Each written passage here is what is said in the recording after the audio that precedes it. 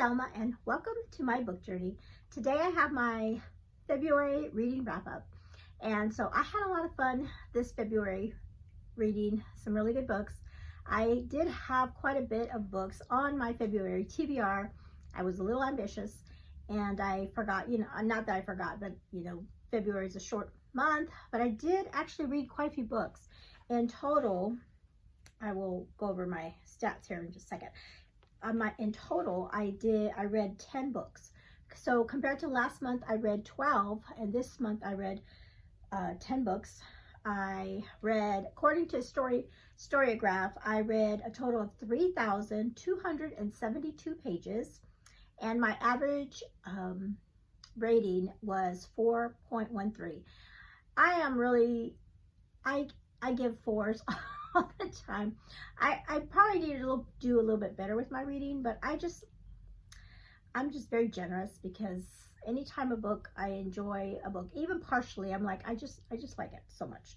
So I did, so I had an even amount of physical, I read 5 physical books, and then I listened to 5 audiobooks. So I didn't really have, I had like 1 ebook, but basically it was one of my physical books, and but I read more out of the physical book than I did the ebook, so I really didn't count that as a total ebook. And then I did of the 10, 6 were books that I own, and I love that. I love now that I'm using the TBR jar and for prompts and things, I'm really trying to do a better job of actually reading the books on my shelf. So 6 out of the 10 is great. 3, I didn't have any hardback library books. I had 3 Libby books, those are library books, but they're digital. And then one of them was an audiobook, but it was not on Libby. I actually listened to it on YouTube, so that was a different thing. I read and I'm only reading 1 book with Kenny this month in February. And then I mentioned in my last haul video that I unhauled 10 books in the month of February, and then I also hauled 17. So at least I hauled some books. So I don't know if I did that. Yeah, I didn't track that in January, but going forward, I'm going to try to keep track of how many books I unhauled during the month, especially to try to, especially the books that I just know I'm not ever going to read. And sometimes that's hard to do, especially when I've purchased them and I thought, I purchased them for a reason. Should I read them? So those are going to be the hardest ones to unhaul for sure. So, okay, so I have, like I said, I read 10 books this month, and I'm only going to talk specifically about 5 books. So in the middle of February, I did a video that I talked about the first 5 books that I read in February. I will link that video below if you haven't watched that. And then because I went a lot deeper into those books. The first 5 books I read for the month were Emma M. Lyon, Volume 2. I listened to that one on audio. And then Echoes of the Sea was a book 2 in a series that I started in January. And then I read Ambush of the Heart, right here. I read that one that was book number 3. And then book number 4 was My Phony Valentine, and I also listened to that on audio. And then I buddy read Paper Hearts with Jane Reed's, Jeanette over at Jane Reed's, and so that was the final book I talked about in that video. So now I'm going to talk about, kind of close up and the month for you for my reading. And so book number 6, and I did mention it a little bit in that video only because I was really close to finishing it, and that is The Good Fortune of Miss Robbins by Melanie Dickerson. I'm trying to think, this might be my first Melanie Dickerson completed book. I think a while back, it's been several years, I started one of her fairy tales retellings, and she has written a lot of those, and I don't think I finished it. It was a library book and I had to take it back. But this one was really good. This one is actually a brand new release. It has not yet released as of today's date. This one is going to be released on March the 17th. So this is, I have a ARC copy of this, and so I read that in February, and I really enjoyed it. I love the story. It was like a Cinderella story, so it's not quite a fairy tale retelling, but it reminded me of that because of the elements. And so this book was about a young woman named Charlotte. She is a orphan, and she was an orphan, and she was had completed her schooling. She had kind of grown up in school after she had lost her parents at a girls' school, and she was still living there as an adult and became like one of their teachers. But she had a spirit about her, and she wanted to see the world. She wanted to do other things, so she applied to be a governess at for a lord. Was he a lord? An earl. He was an earl. An earl that had, they weren't his children, they were his half brother and sister, but they were very, very much younger than he was, and those were, their parents had passed away. So he was raising his siblings. He needed a new governess. She applied for the job. She got the job, and she showed up, and she had all these expectations because she thought, you know, I'm a governess. And her station of in society, she thought, you know, I can only marry, you know, this person, maybe the baker, maybe the cook, maybe you know, the groundskeeper. You know, she was saying these are people in this estate that might be possible husbands for me. So that, I thought that was hilarious, because every time she would meet, you know, the whoever it was, and she's like, no, I don't think so. Even like the local vicar, the clergy, she's like, yeah, that would be good. No, they were either too old for her, or just not somebody she would be interested in marrying. But guess what? Guess who she was attracted to right away? Of course, it's the Earl. And so she, not only does she find him attractive, he speaks to her. They kind of meet. The way they first meet is really interesting part of the book. And they begin to have long conversations with each other. He doesn't treat her like just a simple governess. I mean, he speaks to her. He tells her things that she wouldn't think that he would just openly tell her. They're very friendly. I mean, they just become very friendly with each other, and he shares things about his family life and everything. Just really, you can tell they both have a connection. But he's an earl, she's just a governess, so technically in that society he's not supposed to marry anybody like that, even though you can tell he falls in love with her. So what's going to happen in this story, you know, is she going to be able to marry him even though she's not in his station? Well, it turns out she finds out that she has a long lost uncle that has passed away and leaves her quite a bit of money. And now she is elevated to a person with a lot of money. She doesn't have a name, but she does have wealth. So is that going to help them get together, or is it going to drive them further apart? So that's what I'll say about that one. Like I said, I really enjoyed this story by Melanie Dickerson. I love the way the two spoke to each other, got to know each other, and her character, Charlotte, I really loved her character. Just loved her character. Okay, so that was book number 6 for the month. Book number 7 was the read-along for Oshina's Francine Rivers read-along for the year, and it was The Lady's Mind. And I love this book so much. It was so different. I've said this before. It was so different from any of her other books that I've read, because it had a lot of humor. It was more of a romance, like a romantic, really a romantic book. Like not a rom-com, but just a romance set in the West. And I thought for some reason I was in Canada, but it's in California during the, the gold rush era. We find a young woman named Catherine who unfortunately has been living with her mother and her stepfather, who has paid no attention to her or no interest in her, and he finds a way kind of like just to get rid of her, get her out of the house, get her out of the way, because to them she has not been I guess good. She does things that have upset both the parents at times, and they find a way, an excuse, kind of like to get her out of the household. So and they're living like back east somewhere, and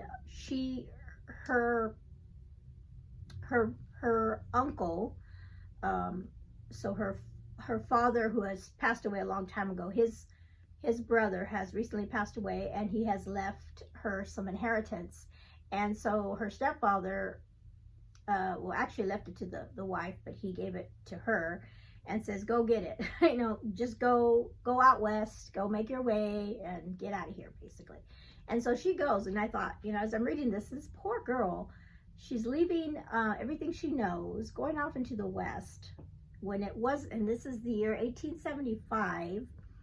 And not only, okay, she's not going to like a big city like Sacramento or anything. She's going to a little mining town that, has hardly anything. And so, she does not have a choice in the matter. She just has to do it. And so she goes, and of course, when she arrives, everybody in town is like, what is she doing here?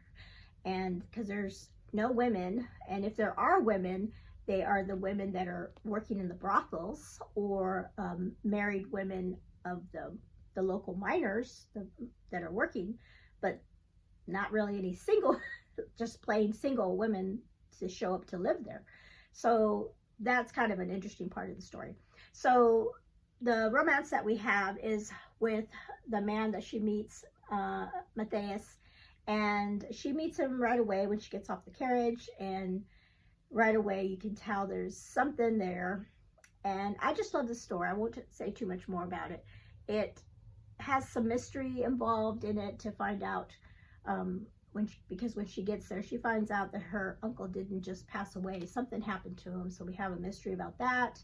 And then how is she going to make it in this town by herself, when things are pretty much against her? And they're making bets like who's going to marry her for, all these men. Like at one point she's somewhere, and like 3 or 4 men just come up to her saying, hey, you want, basically, want to marry her.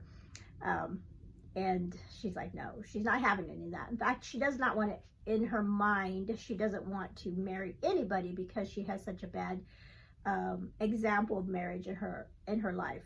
So she doesn't want to get married. She doesn't want to get married. Well, we'll see about that, right? So, like I said, it's a great story. I love I loved her character, and there is some faith elements for sure in this, putting her trust in God and to help her to get through this. And so I really love that. So great pick for Oshina's read along. Book number 8 was Shelter of the Most High, Colette Cossette. Book 2, In the Cities of Refuge. I love this cover, so beautiful. This book was so good. It picks up, this one picked up right after book 1, and so I won't go too much into it because it is a sequel, but it's really wonderful. It's really a wonderful story about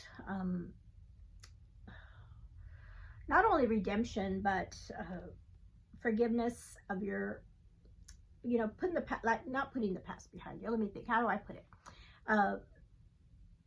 The story follows a character that we met in the first book as a child, and now we are fast forwarding many years later, and this person, Etan, is an adult now, and he's dealing with the things that he did in book 1 as a man, and realizing, he still feels guilt about the things that he did, but what's done is done, and you can't change those things. You can only move forward. But his character, was such a sweet little boy character. Now we see it was neat to see him as an adult and how he turned out, even with all the things that were against him. And we are introduced to a new character that her name is Sophia, and she is not a Israelite. She is from another nation that, through circumstances, she winds up meeting Etan and his family, and she is so beautiful. He falls in love with her, like love at first sight. And then we have again the story, kind of the first story. What happened with that is, I think it comes full circle. In this one, we finish off what started in book 1 in this one. So I'm curious, because there's 5 books in this series. So I'm curious to see. I have not looked up yet what book 3 is about. So I'm curious to see where we're going to go, because it kind of, like I said, that storyline from the first book kind of finished in this one. So, but I really love her writing. Her biblical fiction is really beautiful, and her characters are really, really wonderful.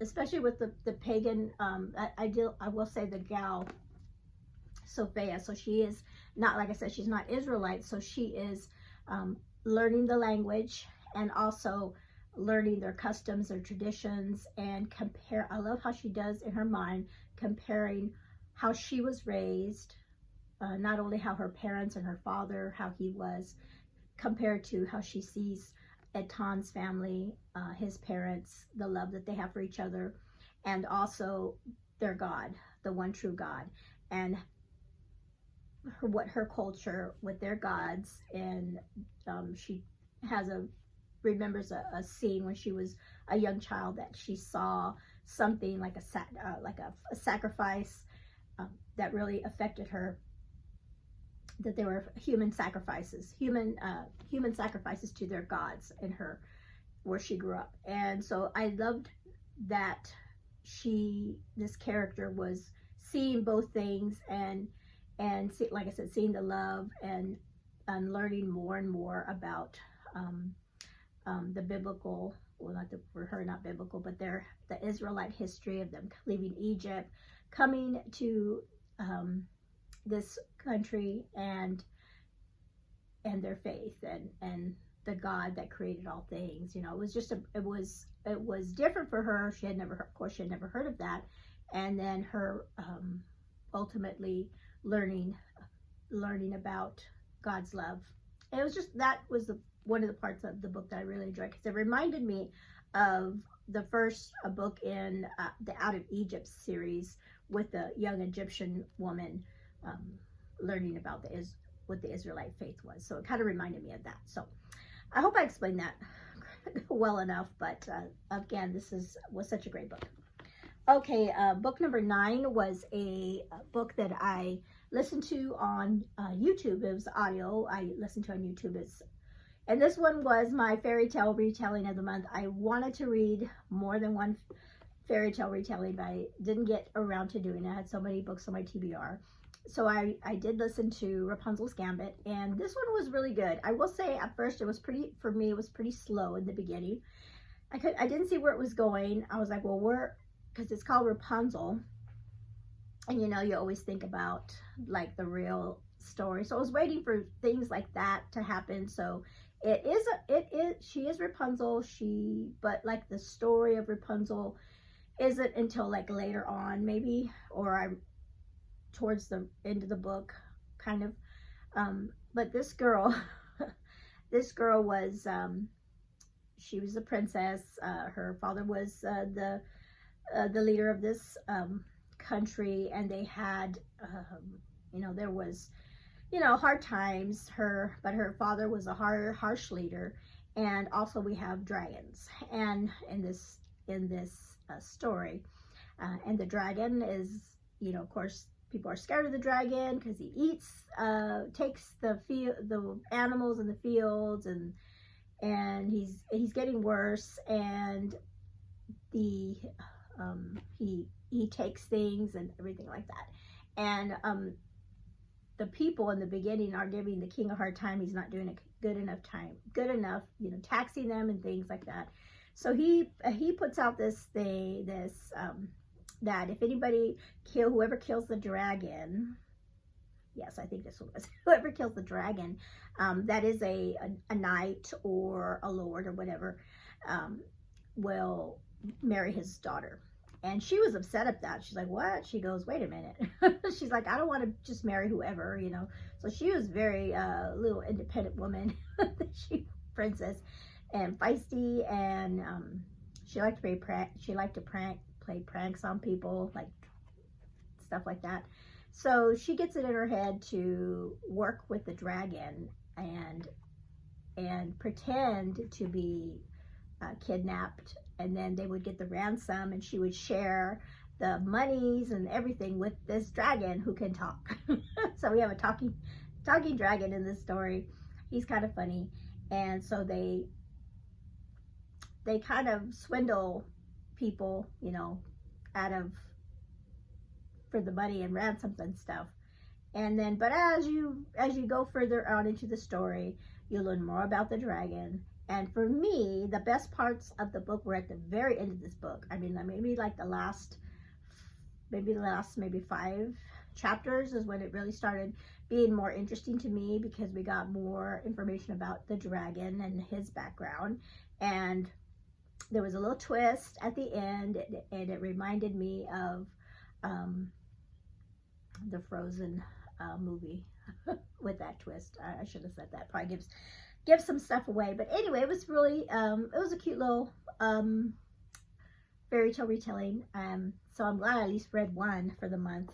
I wish I would have read more, but at least I read one for February. Okay, the last book that I read, so book number 10, was my jar pick. I had to, you know, get that in at the last, and it was a Susan Meisner book, The Girl in the Glass. So I have read a lot of Susan Meisner books, and usually they're always 5-star. This one is not a 5-star for me. It was a good story, but it was not of the caliber of Susan Meisner book that I have read in the past. And this is one of her backlist books. Let me look and see which one this one came out in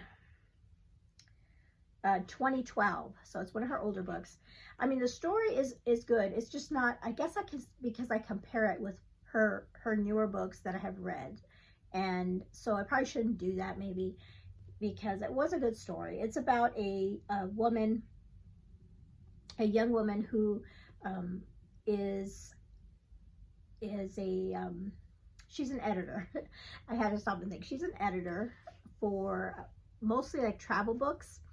And in her life, she has always wanted to go to Florence. And that was one of the things her father had promised her years, ever since she was a little girl. Her grandmother grew up in Florence. So her Nana, I think it's Nana, told her about Florence. And in fact, her grandmother had wanted to take her to Florence at one point, but then she ended up passing away when she was young. And then after that, the dad said, you know, well, I will take you to Florence to see, you know, where grandma grew up and everything. And now here she is an adult, and her father has never taken her. And she wants, you know, she still has that desire to go. And then suddenly the dad says, hey, let's do it. Let's go. And so this book is about her finally going and experiencing Italy for the first time. And that is this. So I will say the things I like about this book are the things that she saw in Florence, the artwork, and that was the main thing. She was there was a painting that her grandmother had that she visualized always in her mind as a child, and she wanted to actually see the sculpture that was in that painting that the grandfather had painted, and her grandfather had painted. And so that was one of the things she wanted, and also see the things that her grandmother had always talked to her about. So we get a lot of art history in this book, and so while I was reading it, I would look it up I would Google it, and then I would see like the actual art they were talking about. So I love that when I'm reading a historical fiction book, to look up things that they're talking about. And also there was in the book, throughout the book, every chapter you would get a little story about a character, a person that lived in the let's see what year, 1590, in the 1500s in Florence, and her name was Nora Orsini, and she was part of the Medici family, which was, I had to look that up too, because that was a family that was very influential at that time in Florence especially. They were very powerful, very wealthy, and they gave money to artists like Michelangelo and Donatello to make art. And one of the things that she saw in Florence was the statue of David, and that was amazing. You know how she describes it and seeing it and everything was really neat. So I love that part of the book. I love the art history, and that storyline is kind of interwoven in here as well, with a little kind of, not like a mystery, but she's helping somebody that wants to write a book that is writing a memoir and a travel book, and she's claiming to be like a relative of this Medici family, but in history they say that that family died out. So she's, you know, if she's claiming to be part of that family, you know, do you have documentation? Can you prove that you're part of this family? So that's part of the story too. So, and then also there's her, as far as her life and her relationships. Her parents were divorced when she was young, and so that affected her, as all divorce affects children. But she still has not a close relationship with her father. She loves her father in spite of all the things that he's done that were not good. You know, he's not like a evil man or anything, or abusive or anything like that. He's just a man that's made poor decisions in his life, and one would be that he was not faithful to her mom, and that was why she divorced him. But she just had a love for her dad. She was daddy's girl. She loved her dad no matter what. And so that relationship is something she deals with in this book. And then how, going forward as a woman, how is she gonna be able to love someone and have someone love her, and find a true and good loving relationship with someone, and to be able to trust somebody. And throughout the book, there's like three men that she, not that she's dating three men, there's three men in her life that she wonders, of the three, which one would be a good match for me, or who I could see myself having a long life with. So that part was really interesting too.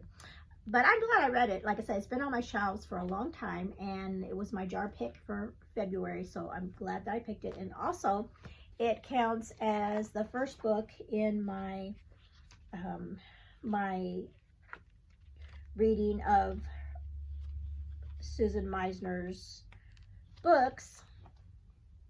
So I have checked that one off. I ended up giving it 3 stars.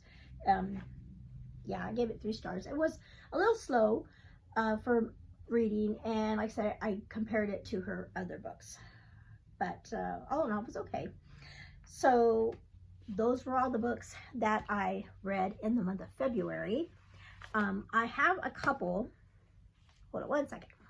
Okay, going forward, I do have some that I'm rolling over. I still have my classic, and I gave myself 3 months, and here I am, wait until the last month.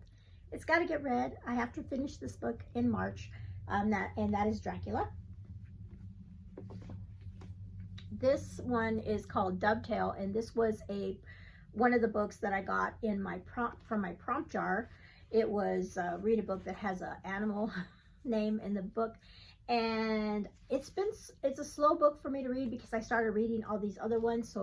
But I do want to finish it. It's really, what I've read so far is really good. It's really interesting what's happening. So I do want to finish this one. And then I definitely will finish this book, Andy Weir's.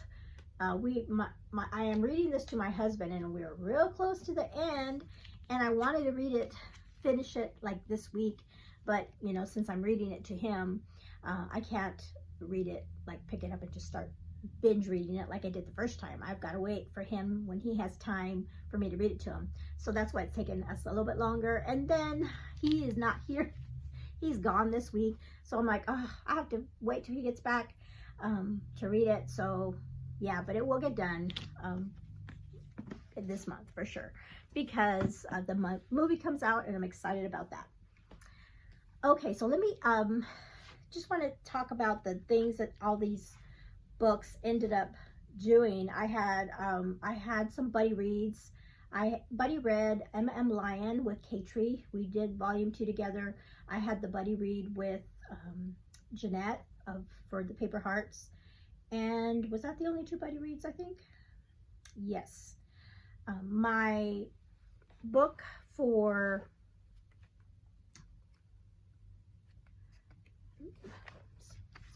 my Journey Through Time reading challenge was Read a Romance, and I did The Good Fortune of Miss Robbins for that one.